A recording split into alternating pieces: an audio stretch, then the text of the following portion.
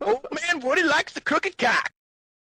Al, did you still want to get in? Yeah, so you've got the series of videos where you you look at various Hollywood actors and you see the body transformations they go through. Yeah. And I would like to see, maybe, because this is something we discuss on the show a lot. Woody and I are big MMA fans, UFC specifically. And there are a few female athletes that we look at and we're like, they're very ugly. Bullshit. Bullshit. Like Chris Cyborg, 100%. I mean, she's tested positive for I don't know what it was. Maybe it was Clomid. It was it was something you take in conjunction with steroids or something. I think she's like tested positive twice for things. And the thing that's sorry to cut you off, but basically the thing that's really obvious about the UFC and like their testing parameters is it's always the thing that you would use to recover after a cycle that they get popped for. It's never the hormone they're using, and if it is, it's always like some weird like downstream metabolite that they basically fucked up and didn't get out of their system in time. So it's like, to me, it's always a really obvious red flag. Like, why would you be using Clomid? You know what I mean? Like, there's no performance enhancing advantage to having Clomid in your system.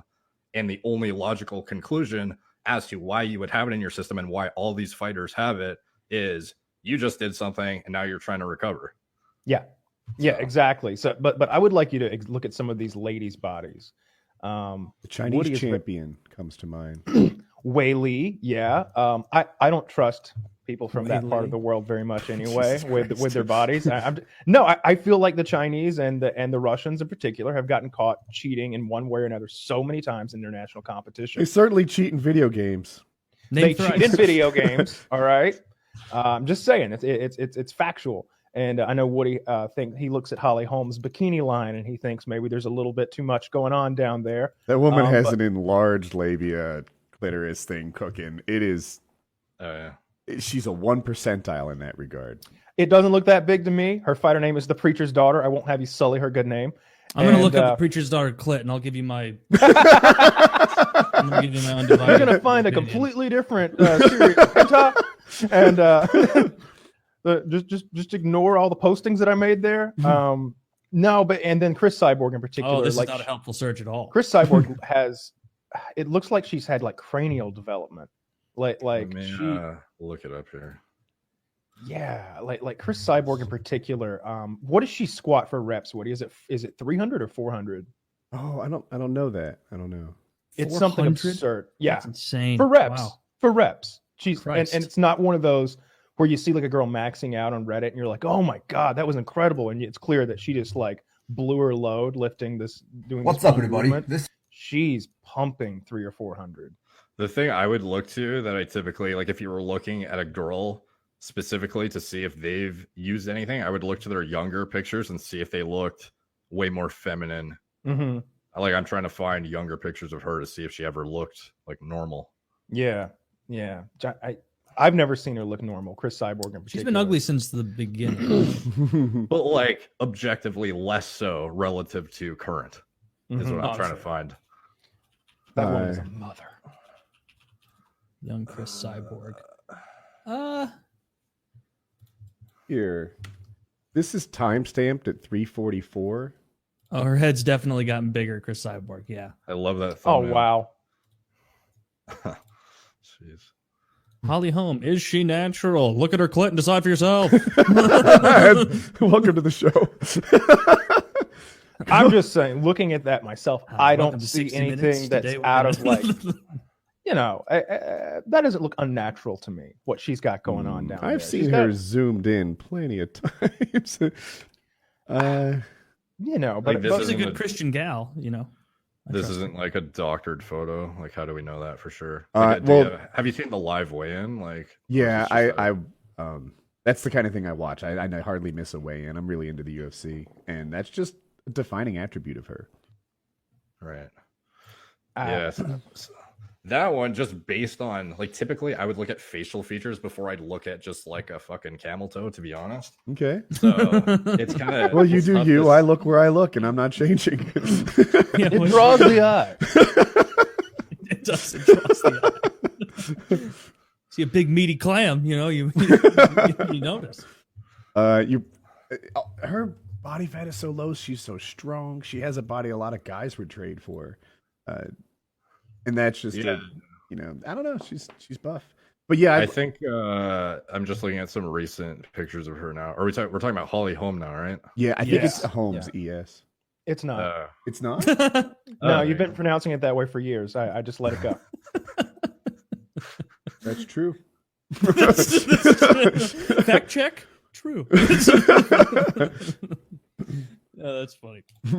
Okay, so like here, I would look at something like this, and then I would cross-reference what year that was. But there, it's like notably more feminine, I would say, or just younger looking. But I would basically just look at a timeline of that. But nowadays, I wouldn't doubt she's on something now.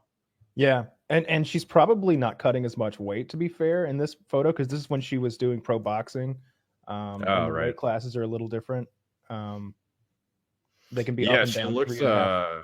She looks more muscular now for sure, and drier, and obviously she has to cut down for weight classes. But I mean, I wouldn't put it honestly, like the testing in the UFC, it's like on the surface, I think it's very, like, oh, we show up at your door randomly and we test you and it's super intense. But it's like in reality, it seems like to actually get to the point of we're going to use like a carbon isotope ratio or whatever the most elaborate, precise measurement is on you to see what exactly did you take. They have to basically fail a ratio of like testosterone to epitestosterone test first.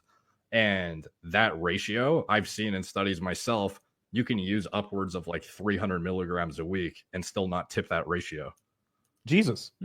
Yeah. So like sounds like on this, that's like you would probably make like naturally 6 to 7 milligrams a day. So like per week, that's like, around normal.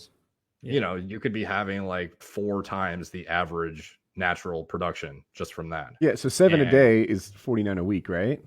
And you could could add 300 to that. I guess you'd probably shut down, so you'd have 300. Yeah, that's like a good average TRT fucking dose. The 300 a week. That would be like cycle territory. Really? What would a TRT dose be? Is like, so basically, if you produce, like, it's actually the range of 3 to 10 milligrams a day is like the full range for the shittiest of guy to like the top echelon of genetic elite for natural production. So at the best, you could produce like 70 a week.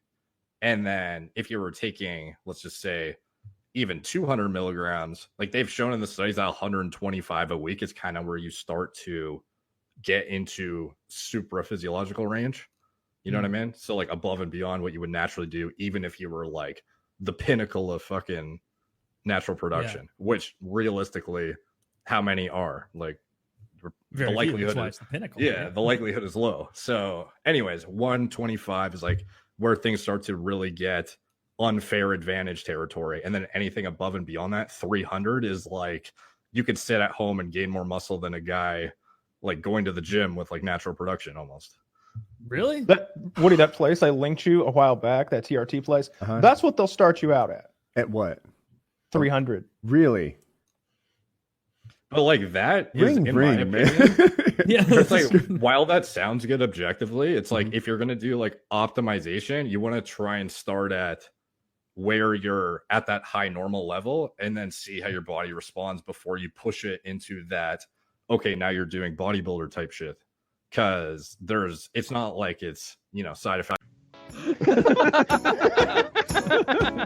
I ended on that note. I love the wordplay. That was the best shit I've ever heard.